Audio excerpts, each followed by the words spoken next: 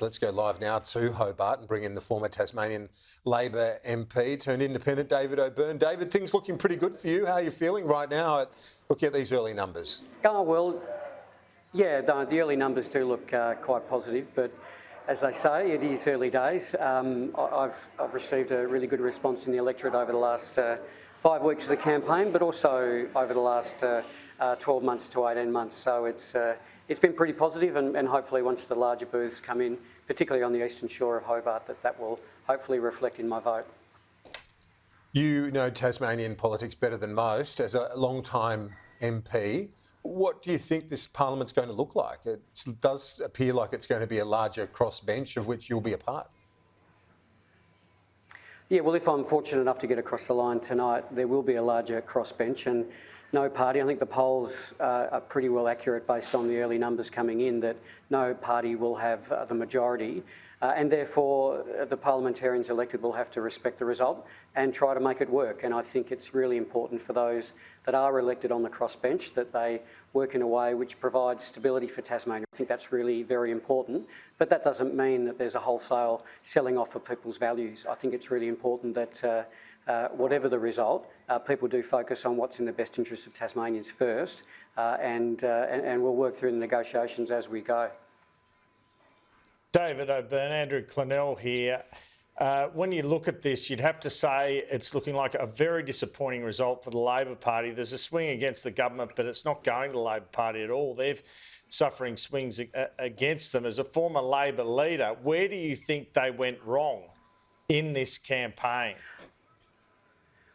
Well, I think there's a number of issues where Labor, unfortunately, are not resonating, and I think based on what we've seen on the early results, the swing against the government is not going to the party that the Labor Party that I was a member of that is seeking to form government. I think there's a range of issues in terms of how they're resonating with the Tasmanian community. One of the issues, clearly for me, that I've got on the doors is the AFL football team and the stadium and how they deal with quite a complex issue. It's not an easy issue to resolve, but there's a whole lot of Tasmanians that feel very passionate about that team, and the stadium clearly is a part of that, and Labor's position has been quite confused. So I think that has weighed on people's minds. They feel very strongly about that. But there's a whole range of other issues as well that Labor needs to work through, and in the coming days and weeks, no doubt that will be traversed, and people will start to realise that they need to focus on the issues that people feel strongly about.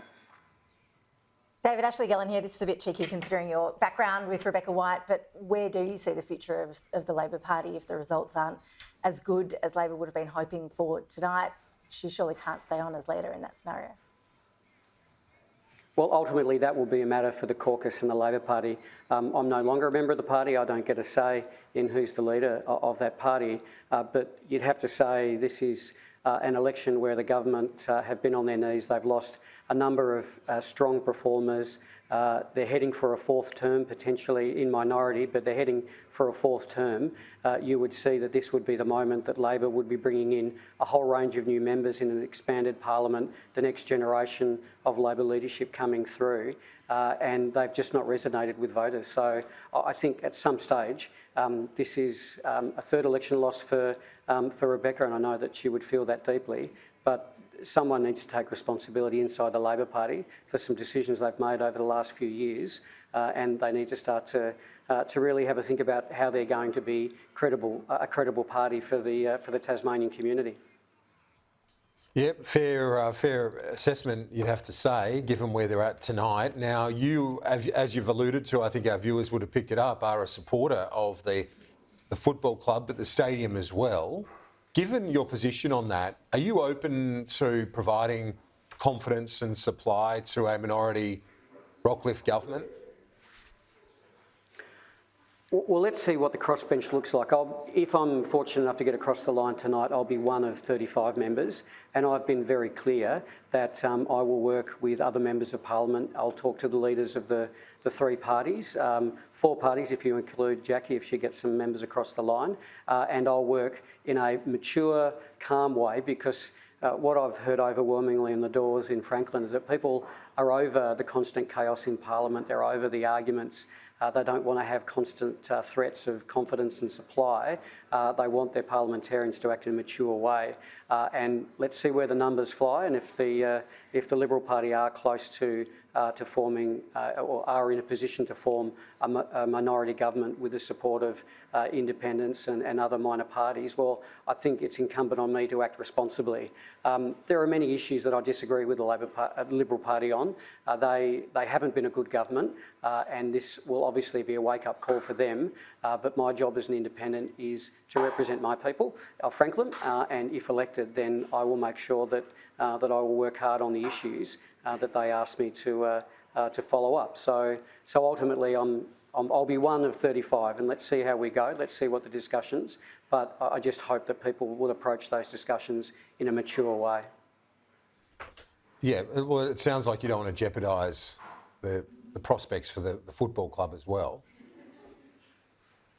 Oh, yeah, absolutely. I think you've seen with 150,000 people sign up to the Devils Foundation membership. I was fortunate enough to be at the launch earlier this week, and the passion and the generations of Tasmanians that have been asking for a football team, that's a really big deal for Tasmania. But also the stadium in of itself is, and I heard on the doors, a number of people were quite confused about the proposition. They said, well, I don't really support all of that money going to 7 games, but once you, and I don't support a lot of money being put to a stadium for 7 games, but what I do support is a facility that could potentially create a generation of construction jobs in Hobart, and for us to host conferences and events which will create thousands of working class jobs. And I think when Labor's at its best, it is about delivering on health, housing, public transport, education, and also economic opportunities for Tasmanians. And I think this is straight in Tasmania's in traditional Labor territory as far as I can see. And so when you have people saying that you can have the team without the stadium, it's clearly not going to fly. People know, people read it straight away, that this is that we need to work hard to try and make it work. David O'Byrne, appreciate it. As we said at the start, it looks pretty good for you, the numbers at this stage. All the best. We'll talk to you soon. Thanks.